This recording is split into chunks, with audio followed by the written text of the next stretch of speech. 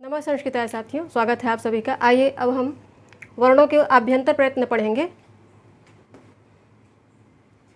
उच्चारण स्थान हम लोगों ने पढ़ लिया है, अब हम वर्णों का आभ्यंतर प्रयत्न पढ़ेंगे। तो यहाँ पे उच्चारण स्थान के अंतर्गत यहाँ पे आभ्यंतर प्रयत्न है। पहले इसकी वृत्ति देख लेते हैं। यहाँ पे है यत्नोद्विधा, कह रहे हैं कि प्रयत्न, यहाँ पे पहले आभ्यंतर प्रयत्न पढ़ेंगे, उसके पश्चात बाह्य प्रयत्न पढ़ेंगे। तो आभ्यंतर प्रयत्न के अंतर्गत कह रहे हैं वृत्ति में कि यत्नोद्विधा आभ्यंतरो बाह्यश्च, अर्थात यत्न कोशिश को कहते हैं, कोशिश को यत्न कहते हैं। तो कोशिश दो प्रकार की होती है, प्रयत्न दो प्रकार का होता है। यदि इसको प्रयत्न कहेंगे तो प्रकृष्टो यत्न प्रयत्न, अर्थात जो अच्छा प्रयत्न किया जाए, शिद्दत से कोई कोशिश की जाए तो उसको प्रकृष्ट प्रयत्न कहेंगे। तो यहाँ पे यत्नोद्विधा कर रहे हैं। प्रयत्न या यत्न दो प्रकार का होता है,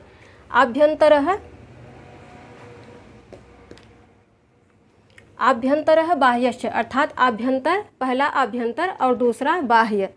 तो ये हो गया कि प्रयत्न दो प्रकार के होते हैं, पहला आभ्यंतर, दूसरा बाह्य। अब यहाँ पे कह रहे हैं कि आद्य पंचधा, जो आभ्यंतर प्रयत्न होता है वह 5 प्रकार का होता है। आद्य पंचधा कह रहे हैं तो ये आभ्यंतर प्रयत्न कह देंगे। यहाँ पे ऐसे लिख सकते हैं, प्रयत्न। तो इसके पहले दो भाग करेंगे, आभ्यंतर और दूसरा करेंगे बाह्य। अब फिर कह रहे हैं कि आद्य पंचधा, तो आभ्यंतर प्रयत्न 5 प्रकार का हो जाएगा।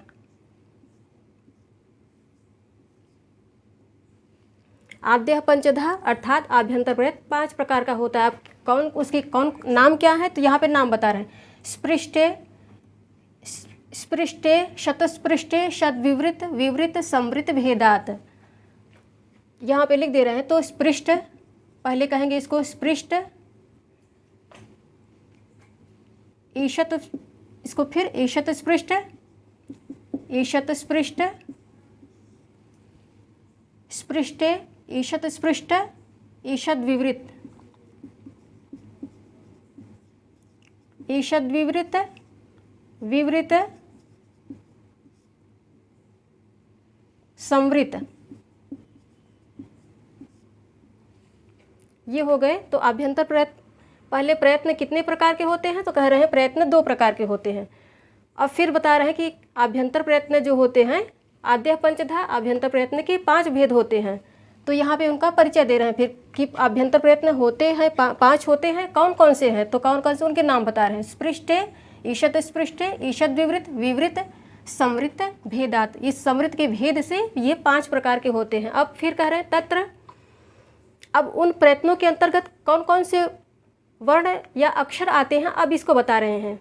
बहुत ही सुंदर, यहाँ पे बहुत ही सुंदर सिस्टमेटिक तरह से सारी चीज़ें यहाँ पे दी गई हैं। बस समझने की ज़रूरत है कि इस संस्कृत में, इस वृत्ति में जो कहा है उसको हम लोग समझें। तत्र स्पृष्टम प्रयत्न स्पर्शानम, तो कह रहे हैं स्पृष्ट प्रयत्न जो होता है वो स्पर्श वर्णों का होता है। स्पर्श वर्णों में हम लोग जानते हैं कि 25 वर्ण आते हैं। वर्गों के जो 5 वर्ग होते हैं, क वर्ग, कु चु टु तु पु, अर्थात क वर्ग, च वर्ग, ट वर्ग, त वर्ग, प वर्ग। तो यहाँ पे इसमें स्पृष्ट में 25 वर्ण आ जाएंगे। ये आभ्यंतर प्रयत्न बोधक जो चक्र दिया है, चक्र चार्ट दिया है, इस चार्ट में आराम से स्पष्ट हो जाएगा सब। यहाँ पे फिर भी और भी अच्छे से समझ में आ जाए, इसलिए यहाँ पे ये कैटेगराइज कर दिया है। तो स्पृष्ट कह रहे हैं कि तत्र स्पृष्टम प्रयत्न स्पर्शानाम, स्पृष्ट प्रयत्न जो होता है वो स्पर्श वर्णों का होता है। स्पर्श किसको कहते हैं, जब उच्चारण स्थान में जिह्वा के, देखिए हमारी जो जिह्वा होती है उसके कितने भाग होते हैं, पर अग्र भाग होता है, उपाग्र होता है, मध्य होता है, मूल होता है। तो यहाँ पे जिह्वा का जैसे जैसे वर्णोत्पत्ति होती है उसी के अनुसार इसको यहाँ पे कैटेगराइज किया है ऋषि पाणिनि ने। तो अग्र, उपाग्र, मध्य, मूल 4 भागों में जिह्वा को बांटा है, जिह्वा के स्थान को बांटा है, अर्थात जहाँ से वर्णों का उच्चारण होता है। तो जिह्वा का वर्णोत्पत्ति में उपयोग इस तरह से होता है। अब यहाँ पे कह रहे हैं कि तत्र स्पृष्टम प्रयत्न स्पर्श नाम यहाँ बता रहे हैं कि स्पृष्ट प्रयत्न जो होता है वो स्पर्श वर्णों का होता है। तो स्पर्श में हम लोगों ने देखा कि 25 वर्ण आते हैं, क कु चु टू तु पु। इनको पूरा ऐसे करके पाणिनि ने संक्षेप में कह दिया है, कु चु टू तु पु। तो इसका अर्थ है कि क वर्ग, च वर्ग, ट वर्ग, त वर्ग, प वर्ग, कुल मिला के यहाँ पे 25 हो गया, 5-5 करके 25 इस तरह से 25 शब्द हो गए। ये शब्द या वर्ण हो गए, वर्ण इनको कहेंगे, 25 वर्ण हो गए। तो इसी का अर्थ हुआ कि स्पृष्ट प्रयत्न जो होता है वो स्पर्श वर्णों का होता है और स्पर्श वर्ण 25 होते हैं। ये स्पष्ट हो गया। उसके पश्चात कह रहे हैं ईषत् पृष्ठम अंतः स्थानम।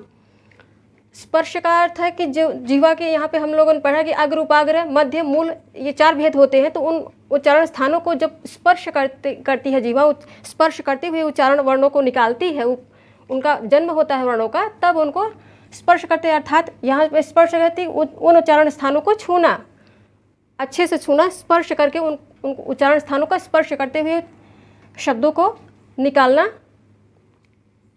उनका उच्चारण करना। अब फिर यहाँ पे ईषत् स्पृष्ट का अर्थ है उच्चारण स्थानों का थोड़ा स्पर्श करना। ईषत् का अर्थ है थोड़ा, ईषत् पृष्ठ, तो उनका थोड़ा स्पर्श करना। तो अंतस्थ वर्ण जो होते हैं, अंतस्थ वर्ण हम लोगों ने देखा है कि यहाँ पे ईषत् जो आभ्यंतर प्रयत्न बोधक जो चक्र है उसमें ये भी ये सब स्पष्ट देखिए, स्पृष्ट प्रयत्न हो गया। तो ये क वर्ग हो गया, च वर्ग हो गया, ट वर्ग हो गया, त वर्ग हो गया, प वर्ग हो गया। अब कुल मिला के यहाँ पे 25 वर्ण हो गए। और यहाँ पे स्पृष्ट का अर्थ है स्पर्श वर्ण का है। स्पृष्ट अर्थात जीवा जब उनको इन उच्चारण स्थानों को स्पर्श करते हुए इन वर्णों को उच्चारण करके इनको निकालेगी तो उनको स्पृष्ट कहेंगे। अर्थात छूते हुए, उनको उच्चारण स्थानों को छूते हुए इन वर्णों का उच्चारण इनको निकालेगी, इनको उच्चारित करेगी। तो ये वर्ण 25 है। अब यहाँ पे ईषत् पृष्ठ कर रहे हैं, अर्थात उच्चारण स्थानों को थोड़ा सा स्पर्श करना। अब इसमें अंतस्थ वर्ण है, तो अंतस्थ वर्ण में आते हैं य, व, र, ल, 4 वर्ण आते हैं। ये 4 वर्ण है, यहाँ पे 5 लिखा है, 4 वर्ण आते हैं य, व, र, ल। ये जो आभ्यंतर प्रयत्न बोधक चक्र दिया है इसको ऐसे ही कॉपी में बनाइए। ये बहुत स्पष्ट है, सरल है, इसको आप खुद भी पढ़िए अच्छे से। जब आप टीचर होके जाइएगा पढ़ाने के लिए तब भी आप ऐसे ही समझाइएगा, देखिएगा बच्चे बहुत जल्दी समझ जाएंगे। ये सारे चार्ट के जरिए बहुत जल्दी समझ में आ जाएगा बच्चों के। तो ये हो गया अंतस्थ वर्ण। ईषत् पृष्ठ अर्थात जो उच्चारण स्थानों का थोड़ा स्पर्श करना, तो ये ईषत् स्पृष्ट का अर्थ हो गया। अब अंतस्थानम किसको कहते हैं, तो अंतस्थानम य, व, र, ल को कहते हैं। इनकी संख्या 4 है। इनका अर्थ है कि ये स्वर और व्यंजन के बीच की स्थिति इनकी होती है, अर्थात इनकी गणना स्वर में भी होती है, व्यंजन में भी होती है, इसलिए इनको अंतस्थ वर्ण कहा जाता है। तो ऐसे जो हम वर्णों की ये सब परिभाषाएं बता रहे हैं, इसको आप लिख भी सकते हैं अपनी जानकारी के लिए, कि वो भूलने नहीं, उसको लिख भी सकते हैं। तो ये हो गया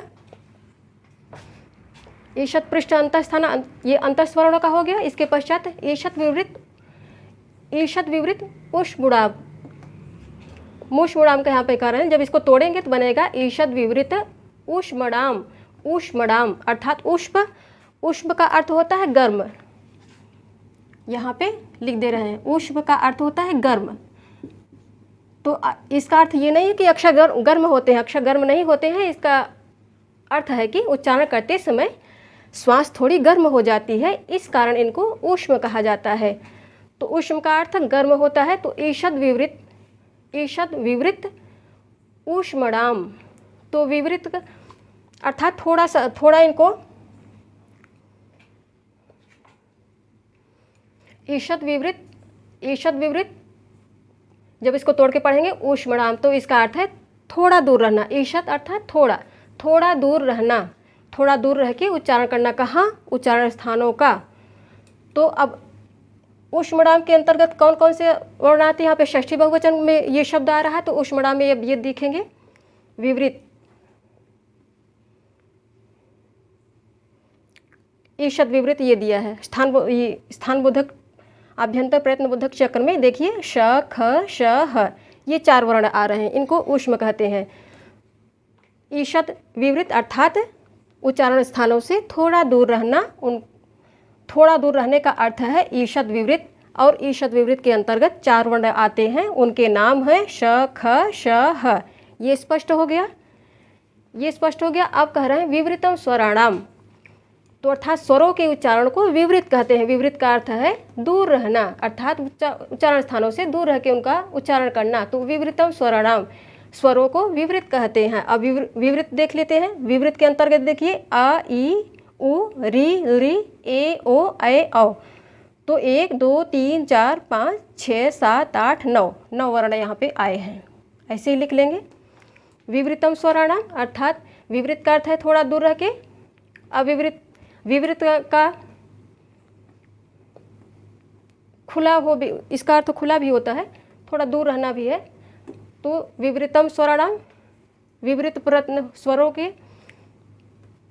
स्वरों का प्रयत्न विवृत कहलाता है। थोड़ा दूर रह के, उच्चारण स्थानों से थोड़ा दूर रह के उच्चारित करना अक्षरों को। अब यहाँ पे ह्रस्वस्य अवर्णस्य प्रयोगे समृतम, अवर्णस्य का अ को अवर्ण भी कहते हैं साथियों, इसको ध्यान से समझिए और लिखिए। ये आकार जो होता है, आकार, इसको अवर्ण कहते हैं, इसको अवर्ण भी कहा जाता है। आकार, इसी को अवर्ण भी कहते हैं, अवर्ण, ये है अवर्ण। आकार को अवर्ण भी कहते हैं। तो आकार, अब ये यहाँ पे कर रहे हैं ह्रस्वस्य अवर्णस्य, जब इसको तोड़ेंगे तो बनेगा ह्रस्वस्य अवर्णस्य प्रयोगे समृतम, अर्थात प्रयोग दशा में इस अवर्ण अर्थात आकार को प्रयोग दशा में इसकी संज्ञा समृत होती है। यहाँ पे हमने लिख दिया है आभ्यंतर प्रयत्न बोधक चक्र में, देखिए कि समृतम, अ केवल उच्चारण काल के समय ये समृत कहा जाएगा। उच्चारण काल के समय कौन समृत कहा जाएगा, इस पे प्रश्न भी वैसे बन सकता है कि केवल उच्चारण काल के समय कौन अक्षर या कौन सा स्वर समृत कहा जाता है। तो केवल उच्चारण काल के समय अ अक्षर या अस्वर आकार को समृत कहा जाता है। तो ये कह रहे हैं ह्रस्वस्य अवर्णस्य प्रयोगे समृतम, ह्रस्व आकार जो है वो ह्रस्वस्य अवर्ण, ह्रस्व अर्थात ह्रस्व अवर्ण, यहाँ पे इसका कहने का अर्थ है कि आकार ह्रस्व भी है, ये ह्रस्व भी है, अवर्ण भी है, इसको अवर्ण भी कहते हैं, इसको ह्रस्व भी कहते हैं क्योंकि ये एक मात्री है। तो ह्रस्वस्य अवर्णस्य, ह्रस्व अवर्ण को प्रयोग दशा में समृत कहते हैं। और यहाँ पे प्रक्रिया दशा में तो विवृत ही कहा जाएगा। प्रक्रिया दशा में अर्थात प्रक्रिया की दशा में, अवस्था में तो अवर्ण केवल विवृत ही कहा जाएगा। इसका अर्थ है प्रक्रिया दशायां तो विवृत में, प्रक्रिया की अवस्था में तो अवर्ण आकार केवल विवृत ही कहा जाए, विवृत अर्थात स्वर ही कहा जाए। देखिए यहाँ पे ये विवृत में इसको गिना गया है, विवृतम स्वराणाम, तो इस विवृत के अंतर्गत आ को यहाँ पे गिना गया है। तो यहाँ पे क्या दशा है इसकी, प्रक्रिया दशा है। प्रक्रिया दशा में अवर्ण आ को विवृत कहा जा रहा है, और प्रयोग दशा में अवर्ण आ को समृत कहा जा रहा है। तो प्रक्रिया दशा में अवर्ण अ विवृत है, और प्रयोग दशा में ये है प्रयोग दशा में ह्रस्व आकार, ह्रस्व और अवर्ण, इसको ह्रस्व भी कह सकते हैं, अवर्ण भी कह सकते हैं, ह्रस्व भी कहेंगे, ह्रस्व भी है, अवर्ण भी है। तो इस ह्रस्व अवर्ण की प्रयोग दशा में समृत इसका नाम होगा, इसको समृत कहा जाएगा। ये हो गया आभ्यंतर प्रयत्न। अब देखते हैं आगे। तो आभ्यंतर हम लोगों ने पढ़ा कि आभ्यंतर प्रयत्न पहले ये पढ़ा कि प्रयत्न पहले 2 प्रकार के होते हैं। कौन कौन से, तो आभ्यंतर प्रयत्न 2 प्रकार के होते हैं। कौन कौन से, आभ्यंतर और बाह्य, आभ्यंतर और बाह्य। अब यहाँ पे फिर यहाँ पे इस प्रयत्न में बता रहा है आभ्यंतर प्रयत्न कितने प्रकार के होते हैं, तो आभ्यंतर प्रयत्न 5 प्रकार के होते हैं। अब यहाँ पे बता रहे उनके नाम क्या होते हैं। देखिए ऐसे ही प्रश्न बन जाएगा, आभ्यंतर प्रयत्न कितने प्रकार के होते हैं, ये एक प्रश्न हो गया। तो आभ्यंतर प्रयत्न 2 प्रकार के होते हैं, इसका उत्तर हो जाएगा। अब आभ्यंतर प्रयत्न कौन कौन से हैं, ये दूसरा प्रश्न हो जाएगा। आभ्यंतर प्रयत्न आप पहले प्रयत्न कितने प्रकार के होते हैं ये प्रश्न बनेगा, तो आप प्रयत्न 2 प्रकार के होते हैं। फिर आभ्यंतर प्रयत्न के कितने भेद होते हैं ये दूसरा प्रश्न हो जाएगा, तो आभ्यंतर प्रयत्न के 5 भेद होते हैं। अब तीसरा प्रश्न हो जाएगा कि आभ्यंतर प्रयत्न के अंतर्गत कौन कौन आते हैं, उनका आभ्यंतर प्रयत्न का नाम क्या है, उन पांचों जो 5 आभ्यंतर प्रयत्न होते हैं उन पांचों आभ्यंतर प्रयत्न का नाम क्या है, ये तीसरा प्रश्न बन जाएगा आराम से।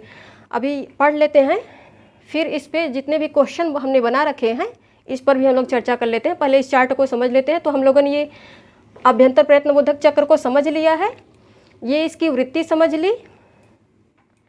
अब यहाँ पे स्वर किसको कहते हैं, तो स्वयं राजन्ते उच्चार्यन्ते इति स्वराः, जो स्वयं से ही उच्चरित होते हैं, जिनके उच्चारण में अन्य स्वरों की सहायता नहीं ली जाती है, अन्य स्वरों या अन्य वर्णों की सहायता नहीं ली जाती है। अर्थात इनका अर्थ है कि सेल्फ डिपेंड, जिनको कहते हैं सेल्फ डिपेंड। जैसे एक पिता के 2 पुत्र हैं, एक पढ़ लिखे अच्छी सर्विस पा गया है, अच्छे उच्च स्थान पे पोस्टेड हो गया है, अच्छी इनकम भी उसकी होने लगी है, अर्थात उसकी आय का जरिया भी अच्छा हो गया है, पढ़ाई लिखाई को सेटल हो गया, तो उसको क्या कहेंगे, वो आत्मनिर्भर सेल्फ डिपेंड हो गया। तो सेल्फ डिपेंड का अर्थ है कि अपने भरण पोषण के लिए उसको किसी और की पिता के आगे या फिर और किसी के आगे हाथ फैलाने की आवश्यकता नहीं है। तो वैसे ही यहाँ पे स्वर होते हैं, इनको अपने आप को चलाने के लिए, अपने कार्य व्यापार को संपन्न कराने के लिए किसी और की सहायता नहीं लेना पड़ता है, ये सेल्फ डिपेंड होते हैं, इसलिए इनको कहा जाता है स्वयं राजन्ते उच्चार्यन्ते इति स्वराः। जो सेल्फ डिपेंड होते हैं, अपने दम पे होते हैं, उनको स्वर कहते हैं। और जो इन स्वरों पर डिपेंड होते हैं, इन पे इनके आश्रय में रहते हैं, इनके बिना उनका कोई अस्तित्व ही नहीं है, उनको व्यंजन कहते हैं। तो ये हो गया स्वर और व्यंजन। अब देखते हैं स्वर कैसे होते हैं। तो मूल स्वर कितने हैं, तो मूल स्वर यहाँ पे 4 होते हैं। ये भी बहुत इम्पॉर्टेंट प्रश्न है और आजीवन काम आएगा हम लोगों की। यदि हम लोग संस्कृत विषय को लेकर आगे बढ़ रहे हैं तो ये ज़िंदगी भर हम लोगों के काम आने की चीज़ है। इसलिए इस पे साथियों खूब ध्यान से देखिए, इसको समझिए और ऐसे ही इसको चार्ट भी बनाइए, जैसे हमने यहाँ पे बना के दिया है ऐसे ही आप इसको बना के रखिए, बहुत इंपॉर्टेंट है ये। अभी इस चार्ट से ही हम आपको 8-10-15 प्रश्न बना के दिखा सकते हैं कि इस पर कितने प्रश्न बन सकते हैं। अब तो ये देखिए मूल स्वर कितने हैं, 4 मूल स्वर, यहाँ पे इनकी संख्या भी लिख दे रहे हैं। मूल स्वर 4 हैं, अ ई उ री। अब मूल स्वर के भेद 18 जितने भी मूल स्वर 4 हैं, इस पे ही देखिए एक प्रश्न बन जाएगा, मूल स्वर कितने हैं, तो मूल स्वर 4 होते हैं, ये दूसरा प्रश्न। अब मूल स्वरों के कितने भेद होते हैं, तो मूल स्वरों के 18 भेद होते हैं, प्रत्येक स्वर के 18 भेद होते हैं। ऐसे ही इस पे कितने भी प्रश्न यहाँ पे 10-20 प्रश्न आराम से यही भी इसी चार्ट से संबंधित बन जाएंगे। तो अब इन मूल स्वरों के 18 भेद कैसे होते हैं इसको देख लेते हैं। तो देखिए यहाँ पे हमने केवल आ को लिया है, केवल आकार को दिखा दिया है, आकार को ऐसे ही समझ लीजिए। ऐसे ही बाकी जो ई है, इकार है, उकार है, रिकार है, इसका भी ऐसे ही चार्ट आप बना सकते हैं। यदि एक को समझ लिया तो बाकी सब समझ में आ जाएगा, बाकी सबको बनाने की आवश्यकता नहीं है, इसीलिए हमने भी यहाँ पे एक ही बनाया है। तो पहले आकार को रख दिया यहाँ पे। अब आकार के 2 भेद, आकार को पहले 3 भागों में बांटेंगे। इसके 3 भेद हो गए, ह्रस्व, दीर्घ, प्लुत, 3 भेद हो गए,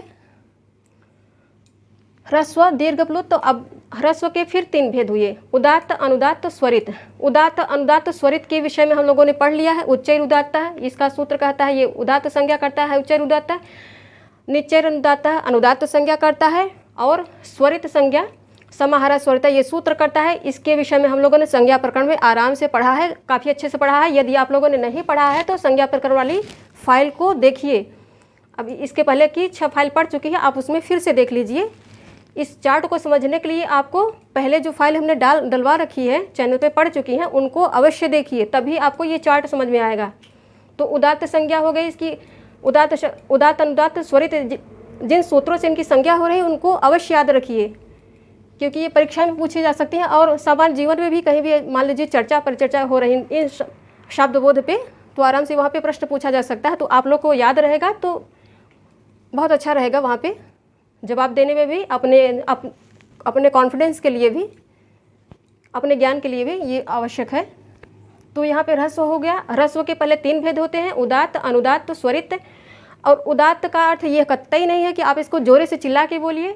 अनुदात्त का अर्थ ये भी नहीं है कि इसको आप धीरे से बोलिए। ये जिन मूल स्थानों से इनका उच्चारण होता है उनके थोड़ा ऊपर से, और जिन मूल उच्चारण स्थान से इनका उच्चारण होता है उनके थोड़ा नीचे से बोलने को ही उदात्त अनुदात्त कहते हैं। और जहाँ पे दोनों ही स्थिति रहती है, उदात्त अनुदात्त दोनों ही भाव एक साथ आ रहे हैं, उसको स्वरित कहते हैं। तो ये इसका अर्थ हो गया। अब उदात्त के दो भेद हो गए, अनुनासिक, अननुनासिक। अनुनासिक देखिए, ये जो चंद्रबिंदी हम लोग हिंदी में कहते हैं, चंद्रबिंदी, चंद्रबिंदी लगा दीजिए, जैसे ये आ है, अब आ के ऊपर ये अनुनासिक, इसको अनुनासिक कहते हैं संस्कृत में। ये भी बहुत इंपॉर्टेंट है, ऐसे ही लगा के रखिए, इसको अनुनासिक कहते हैं। अब यहाँ पे आ पे ये अनुनासिक लग गया तो इसको आ बोलेंगे, आ नहीं बोलेंगे, आ बोलेंगे। तो यहाँ पे अनुनासिक, अननुनासिक। अब उदात्त का दो भेद हो गया, उदात्त के दो भेद, अनुनासिक, अननुनासिक, अर्थात एक में एक में ये अनुनासिक लगा रहेगा और एक में ऐसे ही रहेगा। तो ये देखिए, ये अनुनासिक हो गया। अब इसको अननुनासिक कहेंगे। अब आप लोगों की समझ में आ रहा होगा, मैं समझ रही हूँ। सामने से होते तो हम लोग आराम से परिचर्चा करके पूछा जा सकता था, वहाँ पे क्वेश्चन भी करते। तो आप लोग इसको देखिएगा, कुछ नहीं समझ में आएगा तो कमेंट में अवश्य पूछिएगा मुझसे। तो ये हो गया अनुनासिक अर्थ है यहाँ पे इस चिन्ह सहित, और अननुनासिक अर्थ है इस चिन्ह से रहित, इसीलिए यहाँ पे लिख दिया है, इसको ऐसे ही समझ लीजिए। अनुनासिक अर्थ है ये चिन्ह सहित और अननुनासिक अर्थ है चिन्ह रहित। तो उदात्त के पहले दो भेद हो गए, अनुनासिक, अननुनासिक, फिर अनुदात्त के भी दो भेद हो गए, अनुनासिक, अननुनासिक, और स्वरित के भी फिर दो भेद हो गए, अनुनासिक, अननुनासिक। तो दो, दो चार, दो छह भेद ह्रस्व के हो गए। इसी प्रकार दीर्घ के भी उदात्त, अनुदात्त, स्वरित तीन भेद हुए। अब उदात्त के भी दो भेद हुए, अनुदात्त के भी दो भेद हुए, स्वरित के भी दो भेद हो गए। तो ये भी, इसके भी छह भेद हो गए, इसके छह भेद हो गए, इसके भी छह भेद हो गए। अब इसके प्लुत के भी उदात्त, अनुदात्त, स्वरित पहले तीन भेद हो गए, फिर तीनों के ही अनुनासिक, अननुनासिक, अनुनासिक, अननुनासिक, अनुनासिक, अननुनासिक, इसके भी छह भेद हो गए। छः, 12, 6, 18 हो गया इसका। तो ऐसे ही 18 भेद यहाँ पे मूल स्वर जो हैं अ, ई, उ, री, इनके 18 भेद होते हैं। ऐसे ही आप सब लोग एक रफ में सबको करके देख लीजिएगा, तो ये समझ में आ जाएगा कि कैसे इसको करते हैं, कैसे इसका भेद होता है। परीक्षा में कोई पूछेगा तो इसको अभ्यास किए रहेंगे तो जल्दी से बोलेंगे। और चर्चा परिचर्चा पे कहीं पढ़ाते हुए जब आप सेलेक्ट होकर टीचर के रूप में जाएंगे साथियों, तब भी आपके ये काम आएगा। ये जानकारी आपको आपके अंदर कॉन्फिडेंस लाएगी, आत्मविश्वास जगाएगी, बोलने में भी, और चेहरे पे भी आपकी दीप्ति दिखेगी, चमक दिखेगी। अब ये हो गया, तो 18 भेद हम लोगों ने समझ लिया। ऐसे ही 18 भेद अकार के तो हो गए, इकार के भी ऐसे 18 भेद होंगे, उकार के भी, ऋकार के भी। अब ये देखिए, ए, ओ, ऐ, औ, इनको संयुक्त स्वर कहते हैं। संयुक्त स्वर इन्हीं को संध्यक्षर भी कहते हैं। इस पर प्रश्न आ चुका है, टीजीटी उत्तर प्रदेश, टीजीटी संस्कृत में प्रश्न आ चुका है, संध्यक्षर किनको कहते हैं। तो ये ए, ओ, ऐ, औ, इनको संयुक्त स्वर भी कहते हैं, संध्यक्षर भी कहते हैं। अब देखिए, यहाँ पे ऋ के 12 भेद होते हैं। क्योंकि इसमें दीर्घाभाव होता है। जैसे यहाँ पे ह्रस्व, दीर्घ, प्लुत 3 भेद किया है, तो जब इसका जब इस तरह से निर्वचन करेंगे हम लोग, निर्वचन नहीं, ऐसे ही इसके सारे भेद देखेंगे, तो यहाँ पे सिर्फ ह्रस्व और प्लुत रखेंगे, दीर्घ को नहीं रखेंगे। तो इसलिए दीर्घाभाव के कारण इसके ऋ के 12 ही भेद होते हैं। अब ए, ऐ, ओ, औ, इनके भी 12 ही भेद होते हैं। क्योंकि इनमें ह्रस्व का अभाव होता है। ह्रस्वाभाव के कारण इनके 12 भेद होते हैं। तो जब इनको हम इनके ही ऐसे भेद करेंगे तो यहाँ पे दीर्घ और प्लुत रखेंगे, ह्रस्व को नहीं रखेंगे। तो इस तरह से इनके भी 12। अब ऐसे ही आप लोग चाहेंगे तो एक चार्ट में जैसे आकार का बनाया है, ऐसे ही इन सब का भी बना सकते हैं, ऋकार का भी बना सकते हैं, और इन एकार, ए, ऐ, ओ, औ का भी बना सकते हैं। सब अच्छे से समझ में आ जाएगा। तो ये ह्रस्वाभाव के कारण इनके 12 भेद होते हैं। ए, ऐ, ओ, औ के। ऋकार का भी दीर्घाभाव के कारण 12 भेद होते हैं। अब यहाँ पे आकार को देख लिया, उच्चारण काल में ये संवृत है, प्रयोग सिद्धि के काल में ये विवृत है। यहाँ पे ऐसे ही लिख दिया है। तो ये हो गया आभ्यंतर प्रयत्न। आभ्यंतर प्रयत्न का ऐसे ही ये पूरे चार्ट को बना के रखिए साथियों, ये हमेशा के लिए काम आएगा आप लोगों के, और समझने में भी आपको बहुत आसानी होगी। तो ये हो गया आभ्यंतर प्रयत्न। अब हम लोग बाह्य प्रयत्न पढ़ेंगे। जितना भी यहाँ पे बताया है सफिशेंट है, इससे जितने भी क्वेश्चन बनेंगे, अब इसके पश्चात इसका अध्यापन पहले हो जाए, फिर हम लोग इसके संभावित प्रश्नों पे भी डिस्कस कर लेंगे। सारे संभावित प्रश्न आपको दे देंगे। संज्ञा प्रकरण अधालक सिद्धांत कौमुदी के संज्ञा प्रकरण पे जितने भी क्वेश्चन बन रहे हैं, बनाए हैं हमने संभावित, सबकी सूची हम ऐसे ही यहाँ पे लिख लिख के आप लोगों को दे देंगे। उसको भी पढ़े रहेंगे, इस चार्ट को भी लिख के रखे रहेंगे, तो आप लोगों को इससे बहुत फ़ायदा होगा, सब क्लियर हो जाएगा। कहीं भी ये शब्द बोध से वर्णों के प्रयत्न संबंधी, स्थान संबंधी जो भी जितनी भी चीज़ें हैं सब इसमें हैं, इससे बाहर कुछ नहीं है, सब इसमें है। तो साथियों, ये हम लोगों ने पढ़ा आभ्यंतर प्रयत्न। इसके पश्चात हम लोग बाह्य प्रयत्न पढ़ेंगे। मेरे पढ़ाने की शैली आप लोगों को अच्छी लगे, इससे आप लोगों को निश्चित रूप से फ़ायदा होगा। मैं पूरी गारंटी के साथ कहती हूँ, जैसे मैं पढ़ा रही हूँ आप लोग ऐसे ही पढ़ेंगे तो ये भी गारंटी लेती हूँ कि आपका सिलेक्शन भी पक्का हो जाएगा, श्योर। तो आप लोग मेरे वीडियो को लाइक किया करिए, चैनल को सब्सक्राइब करके मेरे इस उदयाचलम परिवार के साथ जुड़िए साथियों, और ज़्यादा से ज़्यादा लोगों तक इस चैनल की जानकारी हो, इसके लिए शेयर भी किया करिए वीडियो को पूरा भी देखा भी करिए, तभी चीज़ें समझ में आएगी आपके। धन्यवाद साथियों।